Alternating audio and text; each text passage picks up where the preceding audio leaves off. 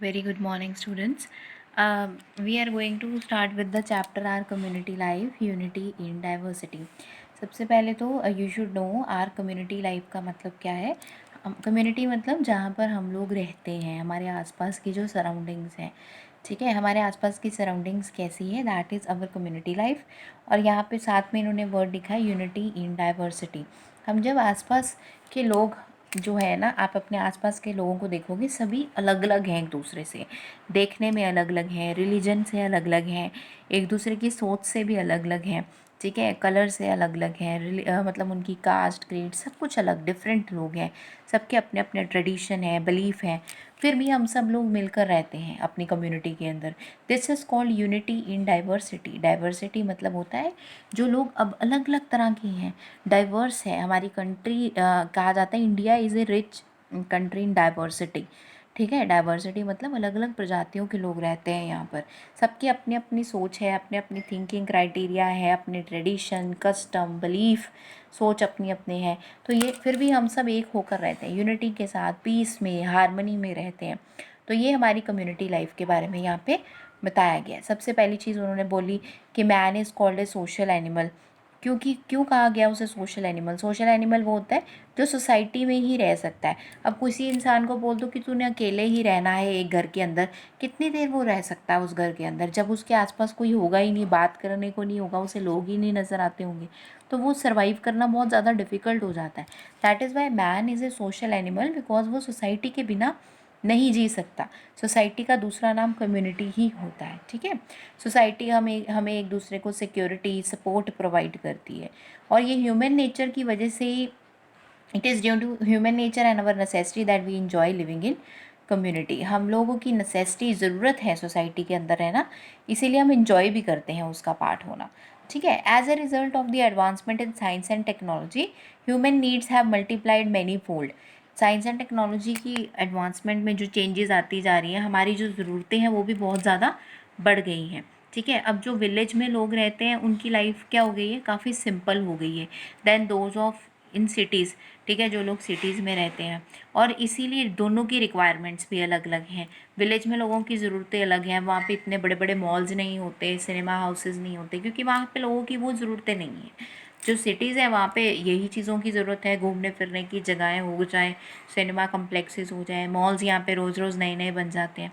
तो ये needs and requirements जो हमारी है, ये ह्यूमन बींग्स की, ये हमें कंपेल करती हैं कि हम एक दूसरे के साथ रहें एंड एक्सटेंड म्यूचुअल कोऑपरेशन, मतलब एक दूसरे के साथ मिलजुल कर कहीं ना कहीं रहें. और यही हमारी है कम्युनिटी लाइफ. हम लोगों की ज़रूरतें एक दूसरे से अलग है. विलेज लाइफ सिंपल है, सिटी लाइफ थोड़ी कम्प्लेक्स है. विलेज लाइफ में कुछ और चीज़ें मिलती हैं, सहूलतें मिलती हैं, सिटी के अंदर कोई और सहूलतें मिलती हैं, बट फिर भी हमारी जो ज़रूरतें हैं एक दूसरे के साथ ही पूरी हो पाती हैं.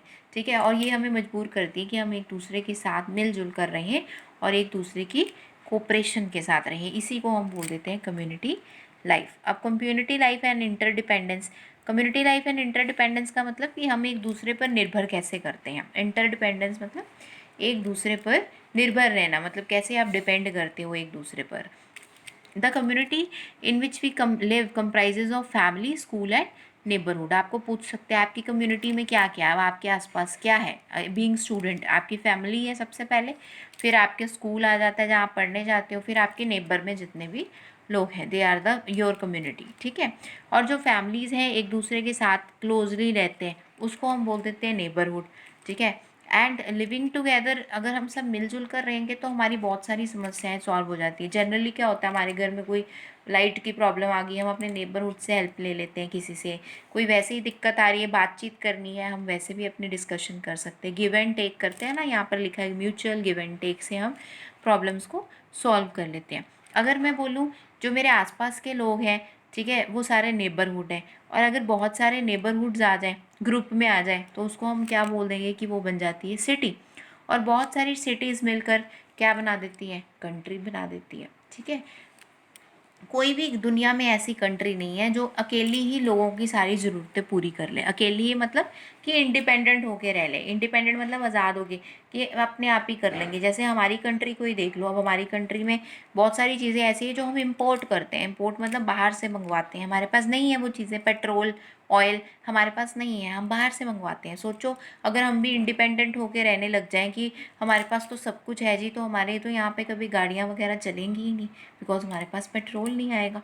ठीक है, तो हर फैमिली, नेबरहुड, विलेज हो जाए, सिटी हो जाए, कंट्री हो जाए, वो कहती है एक दूसरे पर हमें डिपेंडेंट रहना ही पड़ता है, हम एक दूसरे के बिना अधूरे हैं। इंटरडिपेंडेंट ही यहाँ पे कंसेप्ट बताया जा रहा है। फिर हम डेली लाइफ के अंदर देखो कितनी सारी सर्विसेज लेते हैं, फार्मर्स की, टेलर्स की, ठीक है, फिर इलेक्ट्रीशियंस की, प्लम्बर्स की, शॉपकीपर्स की, सबकी हेल्प लेते हैं ना।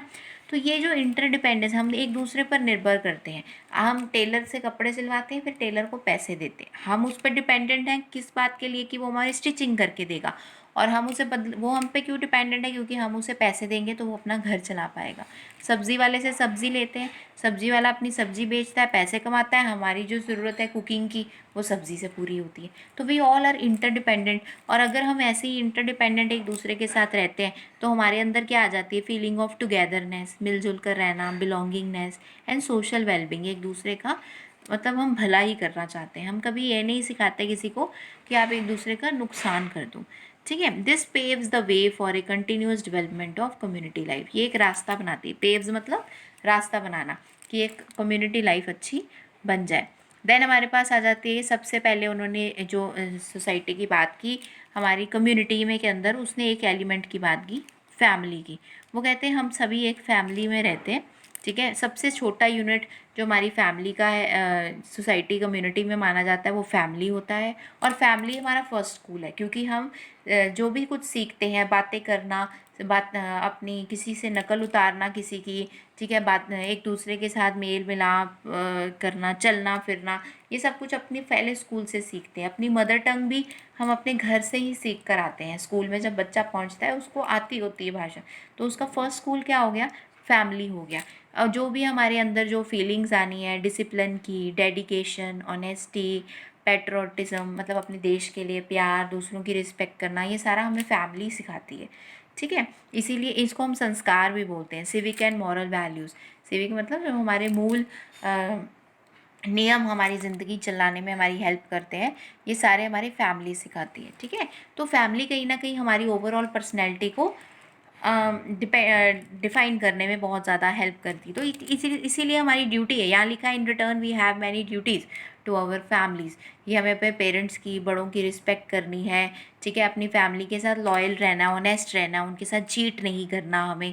ठीक है, हमें अपनी पढ़ाई पर, स्टडीज़ पर बहुत ज़्यादा ध्यान देना चाहिए, और जो हमारी रिस्पॉन्सिबिलिटीज़ है उसको भी हमें पूरा करना चाहिए। और ये हमें हमेशा याद रखना चाहिए कि जो हमारे पेरेंट्स होते हैं कि वो हमारे वेल विशर्स नहीं हैं, बट हमारे फ्रेंड भी हैं, फिलोसफर्स भी हैं, और एक तरह से गाइड की तरह भी वो हमारे काम करते हैं। ठीक है, हमें गाइड करते हैं। दूसरा हमारा कम्युनिटी का पार्ट है स्कूल।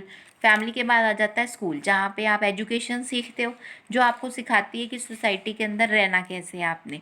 ठीक है, अच्छा ह्यूमन बीइंग बनने के लिए आपको जो नॉलेज दी जाती है, कुछ भी है, वो सारा हमें स्कूल में सिखाया जाता है। देन हमारे पास आता है नेबरहुड। नेबरहुड के अंदर आपने बताना है कि जो हमारे आसपास के लोग जितने भी रहते हैं, है ना, क्लोज ग्रुप में रहते हैं फैमिली के तरह, वो सारे नेबरहुड आ जाते हैं। ठीक है, every individual as well as community, चाहे वो विलेज लेवल पे हो, चाहे सिटी लेवल पे हो, स्टेट लेवल पे हो, नेशनल, इंटरनेशनल, कोई भी लेवल पर हो, उनको फ्रेंडली नेबरहुड चाहिए होता है। ठीक है, कि उनका नेबरहुड अच्छा हो। और अगर नेबर अच्छे हैं तो आप लोगों के बीच में अच्छे रिलेशंस बन के रहते हैं, आप लोग एक दूसरे की हेल्प कर सकते हो इन टफ एंड जितने भी डिफ़िकल्ट टाइम्स होते हैं। तो ये सिर्फ आज के लिए इतना ही करना है। एक नेबरहुड याद रखना है, स्कूल याद रखना है, देन फैमिली, और यहाँ से हमने ये जो इंट्रोडक्शन में पढ़ा कि हम एक दूसरे पर इंटरडिपेंडेंट किस तरह से रहते हैं। कल हम अगला पार्ट करेंगे। हमारा 2 तरह के पार्ट रहते हैं यहाँ पर, एक इकोनॉमिक डेवलपमेंट और दूसरा हमारा रहता है कल्चरल डेवलपमेंट। ये पार्ट करके देन डाइवर्सिटी करेंगे।